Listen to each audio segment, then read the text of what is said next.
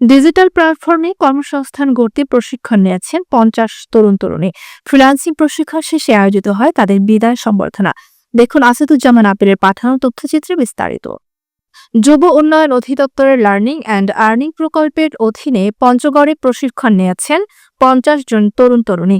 রোববার বিকেলে তাদের বিদায় সংবর্ধনা ও সনদ বিতরণ করা হয় কাজীপাড়া আলহাজ সফির উদ্দিন মার্কেট হলরুমে। অনুষ্ঠানে সভাপতিত্ব করেন এই লার্নিং অ্যান্ড আর্নিং লিমিটেডের কোঅর্ডিনেটর মনসুরা আক্তার। বক্তব্য রাখেন যুব উন্নয়ন অধিদপ্তরের উপপরিচালক মকসুদুল কবির, রংপুর বিভাগীয় প্রধান ফরিদুল ইসলাম এবং সহকারী প্রধান সেলিম হোসেন সাহাল। প্রশিক্ষণার্থীরা বলেন তারা এখন ওয়েব ডিজাইন, ডিজিটাল মার্কেটিং ও গ্রাফিক্স ডিজাইনের মতো বিষয়ে দক্ষতা অর্জন করেছেন। অনেকে ইতিমধ্যে ফাইবার বা ফ্রিল্যান্সারে কাজের প্রস্তুতি নিচ্ছেন।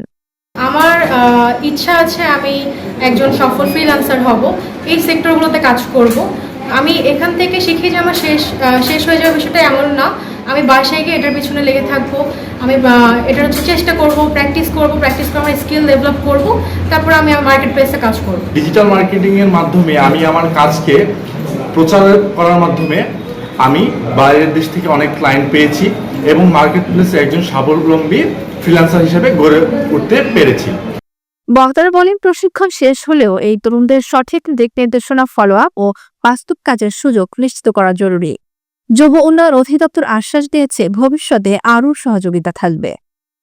আমি আশা করব এই প্রশিক্ষণ থেকে যদি আপনারা আপনাদের নিজেদের কর্মসংস্থান সৃষ্টির লক্ষ্যে এখান থেকে গিয়ে যদি এটা ভালোভাবে কাজে লাগাতে পারেন, তাহলে আমরা আশা করব যে আপনাদের কর্মসংস্থানের জন্য কোথাও যেতে হবে না। আপনাদের কর্মসংস্থান আপনারা আপনাদের ঘরে বসেই নিজেরা সৃষ্টি করুন। এটি আজকে অনেকে বলছে যে যাওয়ার সময় খারাপই লাগছে, এটা স্বাভাবিক, সবাই। যাই হোক, অনেকে বলে যে শোককে শক্তিতে পরিণত করো, অনেকে বলে দুঃখকে বিজয়ের জন্য শক্তিতে পরিণত করো। তা আমরা যারা আজকে বিদায় নিচ্ছি, আমরা যে জন্য এখানে এসেছিলাম, যে কাজটি করলাম, এই কাজটিকে আমাদের জীবনে কোনো উপকারে আসবে, এটাকেই আমাদের আগে ভালো মতো আঁকড়ে ধরতে হবে। পঞ্চগড়ের এই প্রশিক্ষণ প্রোগ্রাম শুধু দক্ষতা নয়, বরং আত্মবিশ্বাস ও স্বপ্ন দেখার সাহস তৈরি করে দিয়েছে তরুণ প্রজন্মের মাঝে। এই উদ্যোগ ছড়িয়ে পড়লে বদলে যেতে পারে দেশের কর্মসংস্থানের চিত্র।